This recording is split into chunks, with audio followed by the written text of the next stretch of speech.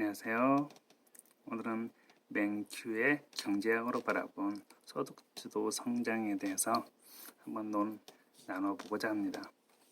맨큐의 경제학 1권에서는 경제학에서 중요한 10대 기본 원리를 설명하고 있는데요. 10가지의 기본 원리가 사실상 하나의 스토리로 탄탄하게 엮여 있음에도 불구하고 오늘은 10번째 기본 원리만을 간추려 보고자 합니다. 맨큐의 경제학이라는 그 책의 내용을 간추려 보면 국민의 삶의 질적 수준이 높아지면 생산 활동 외에 자신을 위한 여가 활동이 늘어난다고 합니다. 이렇게 늘어난 여가 활동은 경제적 소비 활동으로 이어지기 때문에 시장에는 많은 돈이 흘러들어오게 됩니다. 통화량이 늘어나다 보니 기업의 측면에서는 매출이 늘어나게 되는데요. 그로 인해 고용이 증가하게 되어 실업률은 감소하게 됩니다. 하지만 부정적 요인도 함께 나타나게 되는데 시중에 거래되는 물건은 한정되어 있기 때문에 소비가 늘어나다 보니 당연히 물가는 상승하게 됩니다. 그로 인해 기업에서는 물가 상승에 비례하는 임금 상승이 나타나게 되는 거죠. 이를 종합해 보면 시장에 통화량이 많아지면 인플레이션이 발생하게 되지만 기업의 매출이 늘어나게 되어 실업률은 낮아지고 임금은 상승하게 됩니다. 반대로 통화량이 줄어들면 물가는 안정적인 상태가 되면서 임금은 오르지 않고 소비가 줄어드니 기업의 매출은 감소하게 됩니다. 그 결과 고용이 줄어들어 실업률은 높아집니다. 지난 2008년 당시 오바마 행정부가 실업률을 낮추려는 의도에서 인위적으로 통화량을 늘리는 경기 부양책을 펼쳤는데요. 그 이유는 바로 이 같은 순환적 연결성 때문입니다. 그럼 문재인 정부의 경제 정책을 살펴보기로 하겠습니다. 자료는 정책 위크에서 인용했는데요. 소득주도 성장이란 내용으로서 소득주도 성장은 혁신 성장, 공정경제와 함께 문재인 정부의 3대 경제 정책이다.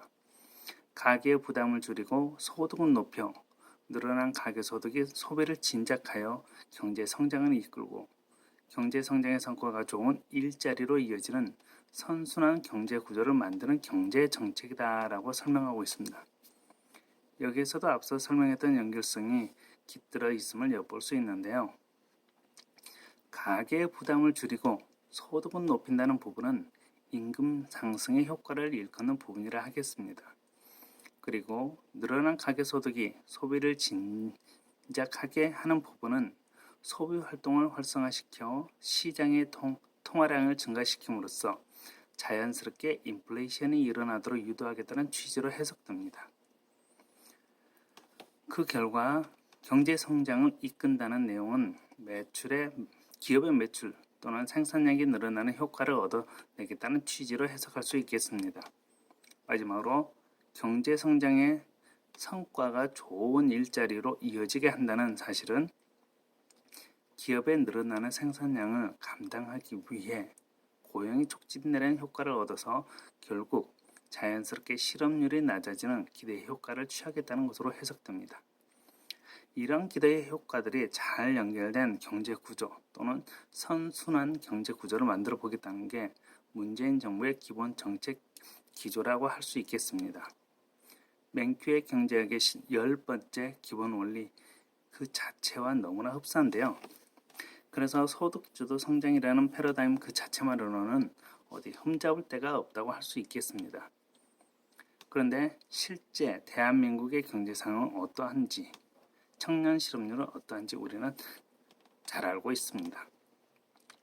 소득주도 성장을 표방했던 이론적 배경은 무척 뛰어난데도 불구하고 왜 결과는 기대에 턱없이 못 미치는 것일까요? 이는 국내 시장의 특성을 제대로 이해하지 못한 채 경제적 기본 원리를 적용했기 때문이지 않느냐라고 해석할 수 있겠습니다. 맨큐의 경제학에서 설명했던 내용이 가능했던 이유는 국가 경제에 큰 비중을 가질 수 있을 만큼 내수 시장이 큰 나라에서는 가능한 이론이라 하겠습니다. 하지만 대한민국은 자원은 물론 인구수가 적기 때문에 내수 시장에서의 긍정적 변화가 있을지라도 국가의 경제에 크게 영향을 주지 못한다는 특징이 있습니다. 그래서 대한민국의 국가 경쟁력은 국가 경제력에 의해서 결정되는데, 이는 해외 수출이 지대한 비중을 차지하는 나라다라고 하는 말과 같습니다. 고로 대한민국은 수출 의존도가 높은 나라다는 사실을 간과해서는 안 되는 이유가 매우 설득력을 갖기에 충분한 대목이라 하겠습니다. 수출 의존도가 높은 나라는 대외적 국제 정세와 그 변화에 민첩하게 반응해야 하기 때문에 외교적 수완이 탁월하게 요구되는 국가 정책이 반드시 뒷받침되어야만 합니다. 그랬을 때 수출량이 늘어나니 이를 감당하기 위한 고용이 확대되어 실업률은 자연스럽게 감소가 될 수 있을 것입니다. 대한민국에서의 선순환 경제 구조란 바로 뛰어난 외교력을 바탕으로 수출을 의지하는 경제 활동이 계획되어야 한다라고 볼 수 있겠습니다.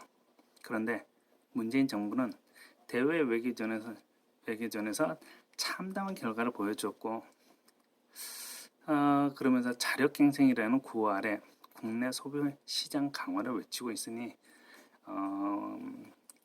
정부가 원하는 소득 주도 성장이 가능할 수 있겠는가 싶습니다. 할 수만 있다면 지금이라도 외교 안보 라인의 대대적인 개편을 시행함으로써 기업의 수출력을 강화시켜야 정부가 그토록 고대하던 소득주도 성장이 진가를 발휘했다는 평가를 받게 되지 않겠느냐 하고 생각합니다. 맹큐의 경제학으로 바라본 문재인 정부의 소득주도 성장이었습니다. 오늘은 여기까지 마치겠습니다. 감사합니다.